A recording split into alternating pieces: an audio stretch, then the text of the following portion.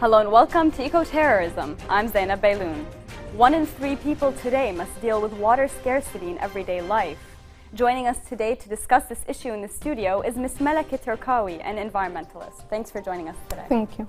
So before we start our discussion for today, let's take a quick look at this first report. 1 in 3 people around the world today face water scarcity. The phenomenon itself is very common, as the availability of water depends on the effective conservation and management of the rainfall and fresh water available. Even in countries with rivers or aquifers, water shortages still occur due to a lack of infrastructure to make use of these sources. In areas where water is scarce, people have to depend on water sources with very poor quality, putting themselves at risk of cholera, typhoid fever, trachoma, typhus, and other waterborne ailments. Such water sources may also provide breeding grounds for mosquitoes, agents that carry malaria and other diseases, especially when this water is stored at home. Water scarcity already affects every continent. Around 1.2 billion people, or almost 1/5 of the world population, live in areas of physical scarcity, and 500 million people are approaching this situation. Another 1.6 billion people, or almost 1/4 of the world population, face economic water shortage, where countries lack the necessary infrastructure to take water from rivers and aquifers. Because of all these problems, effective water management is particularly important. Agricultural workers need to pay attention to the type of water they use in irrigating crops, as many poor communities use wastewater in the process of agricultural production. This puts people who consume food irrigated by wastewater at risk of disease. Food, sanitation, public health, and more all rely on water, and good management is vital for the minimization of scarcity problems to the greatest extent possible. How dangerous is water scarcity, and how critical is the situation in the Middle East?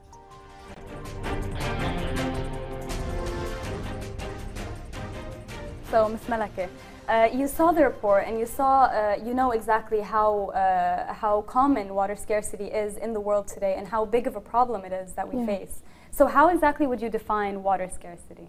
Okay, water scarcity is the lack of enough amounts of water, and this is related to quantity, or it's a lack of access to safe water, and this is related to the quality of water. How bad is the global water crisis? Well, around 1.1 billion people around the world lack access to water, and around 1.8 billion lack access to water for 1 month of the year. In addition, as we said before, the water scarcity is also related to the quality of water. Therefore, how the water is conserved, how it is used, and how it is distributed, and the quality of this water would also have an effect on the water crisis. In addition, the infrastructure plays an important role, as we have seen in the report, where 1/4 of the global population lives in developing countries, and these countries lack the infrastructure in order to fetch water from rivers and other water bodies. Where exactly do you think the problem starts? Which countries do you mean? For example, do you think it's a problem with the government? Do you think it's a problem with NGOs not doing enough to help the people out? Okay, it's mainly related to governments. It's where there's the lack of awareness to people. Governments have to set regulations in order to prevent the overconsumption of water. They have to set the regulations to decrease the contamination of water bodies. And also the NGOs play an important role in also spreading awareness among people in order how to properly use the water and how to manage using the water. So what are the main areas or countries in the world that suffer from this problem? The main areas are in developing countries, mainly in the Middle East and sub-Saharan African countries. In the Middle East, it is related to the shortages of water due to the contamination of the water bodies and the overconsumption of water. While in the sub-Saharan areas, it is related to the climate, where in some areas there are droughts, And it is also related to the lack of infrastructure, as we said, where they have the problem of extracting water from water bodies. Let's say we talk specifically about the Middle East. Do you think it's more a problem of there not being enough water, or a problem of not being able to manage the available water in a proper enough way? No, there is enough water, but we are not managing the quantity of water available in a proper way. There are no proper technologies that would extract water from water bodies, and the waters are being contaminated by wastewater or by industrial wastes, and no one is being stopped from that. And where do you think, or who do you think should be solving this? The government, of course, plays an important role in that, and there should be communication between the developing and developed countries, where the developing countries need the fundings and need the technologies in order to properly manage the amounts of water available. So in the Middle East, we see that there are a lot of political problems. There are a lot of political tensions between different countries already. Do you think that this issue of water scarcity exacerbates this tension, this conflict, and makes it possible for even further conflict to occur over the issue of water, as they call, some people say that water wars are in the future for the Middle East? Do you think this is possible? Yeah, sure. Water is considered as the blue gold, and every country tries to conserve the water that it has, and not allowing other countries to take from it. So how would it be if we're talking about water scarcity and lack of water in some countries and its availability in other countries? Can you talk about some solutions that some countries have put forward? For example, there are agreements between certain countries to share water. Is that correct? In certain ways? I know the situation of Singapore, where there is water scarcity, but they work on harvesting rainfall water, and they work on pumping water from the underground, and they spread awareness among their population on how to conserve the water available. By that, they are finding adequate amounts of safe water that they could use. Do you think a model like that could be applied in, for example, Lebanon? In Lebanon, we have to spread awareness on not to overconsume the water. Because we do have water, but the problem is with how we're using it. Yeah, and stop contaminating the water bodies that we have, like the Litani River and Nahar Beirut. So we have to minimize the contaminants that are being discharged into the water bodies. How polluted are they right now? How bad is the situation? They are very polluted. Like they really have bad health effects on the human beings. They are not safe to use, not even for cleaning or. And some people lack water for drinking, not only for cleaning. So since we're talking about water contamination, what are some things that make water contaminated? The main things that make water contaminated are the agricultural runoff, and this gives a huge part of water contamination. Also, the wastewater discharge without being treated into the water bodies, and the industrial wastes that are being discharged into water bodies, and the solid wastes that are being disposed into the water by normal people. And how does the state of the environment affect the supply of water available? If the land is vegetated and there are plants on the land, this will cause the formation of this will cause the soil to act as a sponge, where it will absorb high amounts of water that will be used by the plants, or they will be moved into the water bodies. But if the land is if the land lacks the plants and vegetation, it will be degraded. So there will be the soil will have the limited capacity of acting as a sponge, so it won't be absorbing water, and thus we will have less water available. So, Mr. Terkawi, around 700 million people in 43 countries suffer today from water scarcity. And by 2025, 1.8 billion people will be living in countries or regions with absolute water scarcity. What can you say about this? The main thing is being proactive, and we have to solve the situation that we are in. There should be communication, as we said, between developing and developed countries, because developed countries, they have the technologies, and there is funding that could help the countries that are suffering from water scarcity. We can optimize the water demand, and that would be through using water-saving home appliances, and we can increase the water supply, and that would be through harvesting and forestation, and we can improve the water quality, for example, by having water treatment plants. So by 2030, almost half of the world's population will be living in areas of high water stress, and 24 to 700 million people will be displaced in some arid and semi-arid areas or places. So what do you think the future looks like for us as a globe, as a human race? Do you think that we will find a solution? Do you think it looks positive? Do you think it looks negative for us? Okay, if we stay at the same rate of consumption and the same rate of contamination of water, the situation would be so much worse than now. And by the coming 20 years, there will be 40% more demand of water.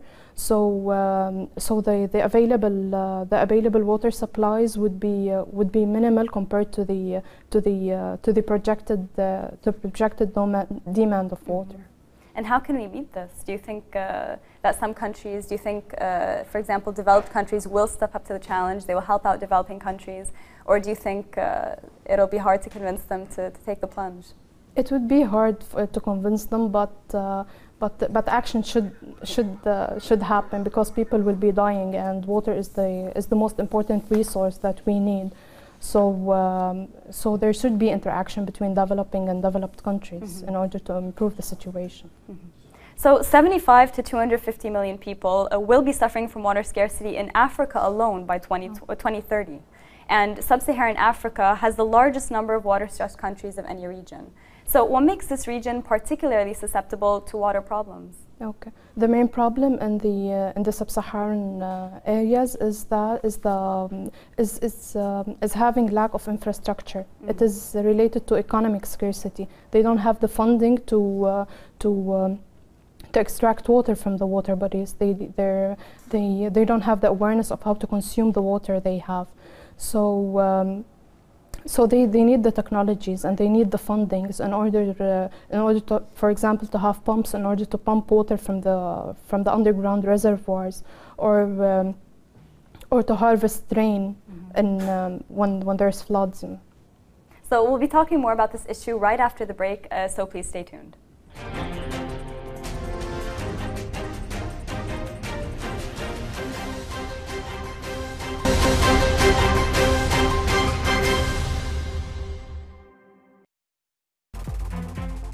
Around the world, outside the mainstream, anywhere, everywhere. A media of your land, of your creation. A new media in a new era. Will it take the lead in the future? I believe so. This is Underground. Underground, when vague turns to clarity.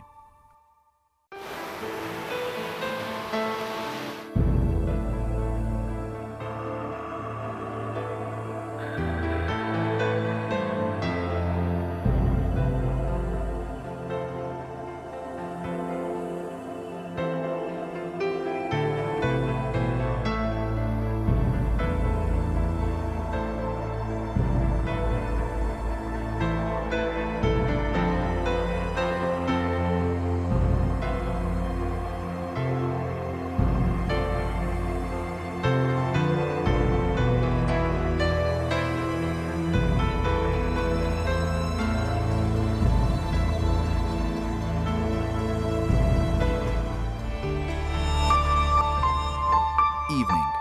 Women's rights redefined.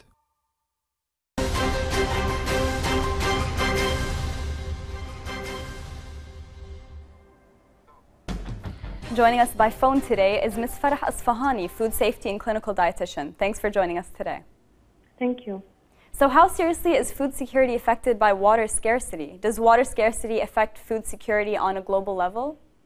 Of course, because when the water is scarce, the land is dry, and sometimes it's even too dry to sustain any trees. Sometimes some horn trees might remain with a few leaves left to feed hungry livestock. The cattle will eventually starve to death, which will automatically create a challenge to guarantee enough food from the cattle. And this will also affect financially. It will affect families which rely on agribusiness and will hinder their ability to provide food and thus jeopardizing food security. Also, I'd like to add that a lack of water has driven up the use of wastewater for agricultural production in poor and urban and rural communities. WHO even states that more than 10% of people worldwide consume foods irrigated by wastewater that contain chemicals or disease-causing organisms, all this due to water scarcity. So in 2008, 17 million households were food insecure in the United States. What factors other than water scarcity would you say affect food security? Okay, I'd like to start by defining what insecure households are. Insecure households are ones that are uncertain of having or are unable to acquire enough food to meet the needs of all the members of the family at any time during the year, because they have insufficient money or other resources to get food. Now, a household might become food insecure due to many factors related to different aspects of life, not only one aspect. Some are related to socio-demographic and economic factors such as household income, household size, and level of education. Also, the availability and accessibility to food aid can also be named as a factor, as well as the production knowledge of the family, such as farming, processing, storing food, and other methods. So in a few words, to kind of wrap up, how do you see the future of food security in the third world, particularly in Africa? Well, according to the FAO, which is the Food and Agriculture Organization of the UN, nearly 240 million people in sub-Saharan Africa, or one person in every 4, lack adequate food for a healthy and active life, which is a lot. Even though these numbers sound very scary, we should highlight the fact that food security is at the top of the list of Millennium Development Goals. More than 60 countries worldwide are making great progress towards achieving one of the targets of this goal, which is to cut in half between 1990 and 2015 the proportion of people who suffer from hunger. However, achieving food security in sub-Saharan Africa particularly remains a great challenge, actually, because most of the region is not on track to reach the Millennium Development Goal hunger target. And also, rapid population growth makes tackling hunger even more challenging, because you see international efforts are focusing on family planning as a means of improving the future of food security, because the amount of food needed to feed the world 40 years from now will greatly depend on future fertility or future population size. Thank you very much, Ms. Asfahani, for joining us today by phone. We'll be back to our guests in the studio, Ms. Terkawi. Ms. Terkawi, how can you comment on what Ms. Asfahani was saying before, and what do you think about this issue of food security as it is related to water scarcity? Well, as she said, food security is quietly much related to water scarcity, because the wildlife will be affected, the human health will be affected, and there will be less planting. There will be less planting at vegetation due to the lack of water, and sometimes wastewater is used for irrigation, and this would immediately affect the health of people. So this will really reflect on the health of people. So even if we're not immediately affected by the consequences of water scarcity, we still may be affected by the problems of water scarcity that come to us or that affect us through food insecurity. Yeah. Is that correct? Yeah. Because as you said, some irrigated water is used to irrigate crops as wastewater, and this can affect us by causing diseases, by using chemicals that affect our food. Yeah, true. So how exactly can we deal with this? Do you think there's a way to spread awareness? Do you think the media is perhaps should be telling us more about this issue? Yeah, of course there should be awareness, and probably it's the most important thing is protecting the water bodies that we have, improving the quality of the water bodies that we have, and that should be done by spreading awareness about not discharging the wastewater into the water bodies, and not discharging also the industrial waste into the water bodies, because it's not only important to have water. The most important thing is the quality of water that we have. So you're talking about wildlife, and you said that it was also affected by water scarcity. Yeah. How would you say that it is affected by water scarcity? When we don't have enough amounts of water, the wildlife will be affected, and even if there's water, if it's contaminated, the wildlife also, they will be affected by having more diseases. And this can affect us also in the long term. Sure. So how would you say that the situation looks in Lebanon specifically for the issue of water scarcity? Do you think that we are moving forward in any way on this issue, or do you think we're not focusing enough on it as we should be? Of course, we're not focusing on it because there are some water bodies, but we're not protecting them. We're discharging our wastes without being stopped. The government is not there to stop us. And how can we protect these water bodies? Do you think we should give them a certain status? We should put people to protect them. We should, for example, install certain technologies. What is it that you think we should be doing? The most important thing is we as civilians, we have to understand that these water bodies should be protected, and we should not discharge our wastes into them. It's probably by having laws and implementing the laws, and having the people that stop us from the government from discharging our wastes into the water bodies. In addition, we could have water saving home appliances, and we could what else? Mostly just maybe make changes on a personal level, and then this would probably radiate out into a more general level, I would say. Is that correct? Yeah. So in terms of climate change, how do you think climate change affects water security? Okay. When we want to talk about climate change, we should focus on how the water is distributed on our planet, where around 70% of that water is seawater. No, 98% of the water is seawater, and only 2% is fresh water. And from this 2%, 70% is in the form of ice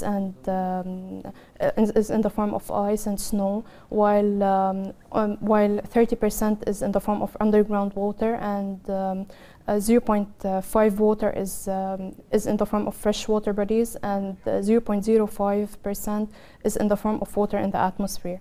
So the global warming would cause the melting of the polar ice, so the ice would melt, and it would reach the seawater, and by that we would be missing a major part of our fresh water, which we already don't have enough of. Yeah.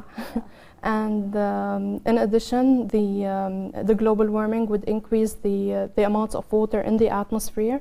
So this will lead to heavier rainfall, and by having heavier rainfall, we will not be able to collect the rainfall, and it will be directly moving into the seawater. Thank you very much for joining us today. Thanks to Ms. Malakeh Terkawi for joining us in the studio, and to Farah for joining us by phone. We'll be ending this episode with a short report that summarizes the water scarcity problem, so stay tuned. Thanks for watching, and see you next week. Goodbye. You might have heard that we're running out of fresh water. This might sound strange to you because if you live in a place where water flows freely from the tap or shower at any time, it sure doesn't seem like a big deal. It's just there, right? Wrong. The only obvious thing about fresh water is how much we need it. Because it's essential to life, we need to think about it carefully. Right now, at this very moment, some people, women and girls in particular, walk hours and miles per day to get fresh water. And even then, it may not be clean. Every 15 seconds, a child dies due to waterborne diseases. This is tragic. The most compelling reasons to think about fresh water therefore have to do with what we might call the global common good. This is not something we normally think about, but it means recognizing how much fresh water matters for the flourishing of human and non-human life on Earth, now and in the future. How do we think about something as local as our faucets and as global as fresh water? Is there a connection between them? Many people assume that fresh water shortages are due to individual wastefulness, running the water while you brush your teeth, for example, or taking really long showers.